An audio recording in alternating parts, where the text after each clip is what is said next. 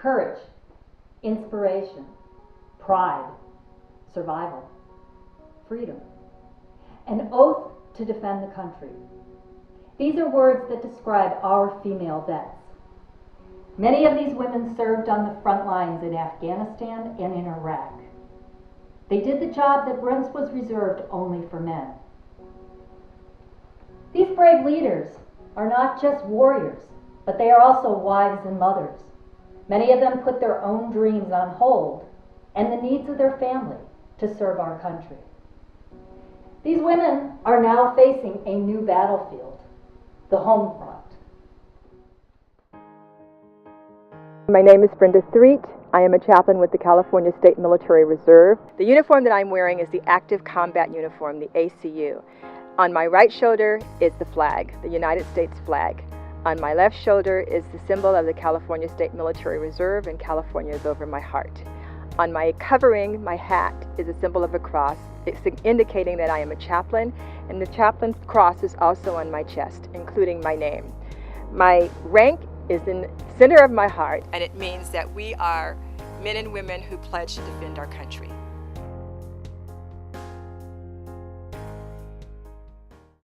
I joined the Air Force when I was finishing my doctorate. They have an internship program.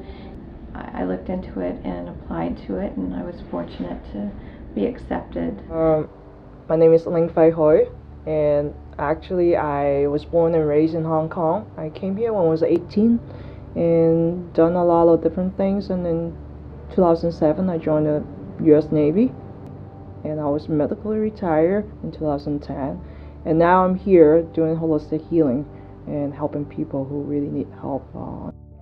I worked at a church, and I'm ordained in the AME church, and I worked for Rev Cecil Elmarie at the time. So I went through basic training. I joined. One of my duties is I do soldier readiness. When soldiers are being deployed, they go through a series of tests to make sure that they're ready. There's the physical test, of course, and there's a mental, emotional test. And as a chaplain, I sit and talk with them and ask them, do you have a family care plan? What do you see mainly as the transition for vets in general, and then primarily women vets? What's the biggest things that they're facing in this transition back, especially maybe some of the ones who were deployed, as you said, for a year or a year and a half? When I was in the military, we were required to have a family care plan to say if I needed to deploy, or if I was married to another military person and we both needed to deploy, we had to have a plan. We had to have our paperwork in place for our children and know where they were going, who's going to take care of them, school information. And I always think it's easier when you make the plan than when you actually get to that day.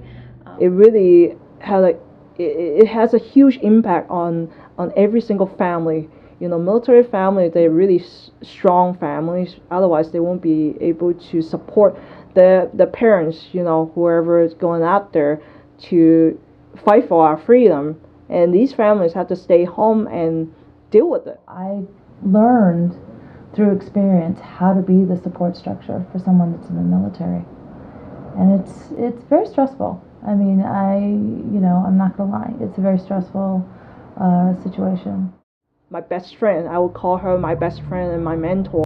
If it wasn't her, I won't be here. And ever since, we still kept in touch until a year later, my old boss, he actually called me out of the blue, and he was like, hey, Hoy, you know, I got bad news. Portia just got killed. I'm like, what? And I was like, she just came back from her deployment. Her husband killed her, and then he killed himself. She really changed my life in a positive way.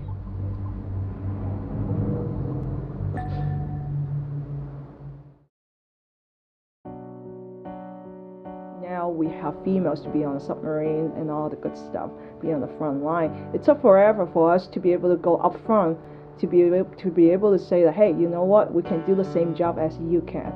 And even for the job that I was doing, it's pretty much more for males.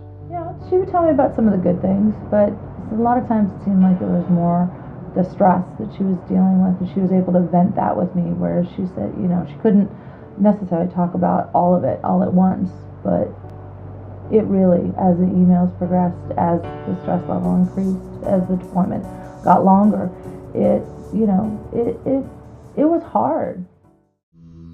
The veterans who have had a trauma during the military, if that's combat trauma or military sexual trauma or something else, that also seems to make it more difficult to transition, to get to the right residence or the right education program or a job that suits them. I guess because women still, to the whole society, even in the military, we representing the weak group. So a lot of times people tend to pick on us because we're women. In the military, for females, feeling hostile, number one, sexual advancement, that's still constantly. That's why people go on to the mass. So they will go to the mass because something happened, sexual harassment, they have to resolve either within the chain of command, or you have to really bring it up to the spotlight and resolve that whole issue. It happens all the time, pretty much on every single ship, every single command, you'll hear it all the time. Do you find that the female vets are not as forthcoming to come to see you to talk about whatever issues they have as the men, or is it kind of equal on that front? I think it's different, not necessarily equal. It's different. The issues are different with men and women, and then women have issues of sexual harassment that they may have endured either when they were in the military or at some other place in their lives, and that's a very lonely place for a woman. And oftentimes, if she did experience it when she was in the military, she may not have said anything. She may have kept silence for many reasons, one of the least of which to not being ostracized or being re-victimized. So there's issues of trust with women not knowing who they can take that story to, or if they should take that story to anyone. Some of the women return home and their families, depending on where they're from, may not receive somebody that has a story that she has been a victim of sexual trauma. And so there's a silence, and sometimes it's a deadly silence. It affects women in a lot of different ways, and they turn to drugs and alcohol and even suicide. So that's a particular issue that is specific to women. I think the military is doing a much better job of addressing that issue. For females being in the military, we have to take extra precaution when we're at work, and we have to just watch our back. Sometimes we tend to get together, all the females, we help each other out, we support each other, we'll talk to each other if we really need help, something's not quite right, and then we'll have all the females kind of tag along and being like a virtual support group. So when we need help, we get to talk to somebody. Are they coming forward and going to people like yourself to discuss these issues? When they're ready. They can carry a lot of anger, not just to the perpetrator, but to the system, the military, their chain of command, the people that they thought were there to support them and believe them. It can be very troubling to not be believed, to be second guessed, and to go through a lot of questioning, their background, their actions are looked at. That is like a secondary trauma, to have the people who are supposed to be on your side not believing you, second guessing you. There can be a lot of anger to the military. It is what it is. It's getting better, but it's still hostile environments constantly. It's like a battle that we have to overcome as a female in the military. After I came back from the deployment, I was going crazy. I didn't expect that I would switch over to become like a short-tempered, such a short-fused person when I came home, and I just couldn't handle every little stuff. I would just snap. It was a shock to see her changed so much. She went from this goofy kind of person to this very serious, very short-fused, not a happy person. And I was glad she was out of that environment. Can you tell us a little bit about, in general, what you do in your job and how people can get to you if they are looking for help? We do a lot of outreach, trying to contact vets, especially when they get out, if they're going to school or applying for benefits or just in the community.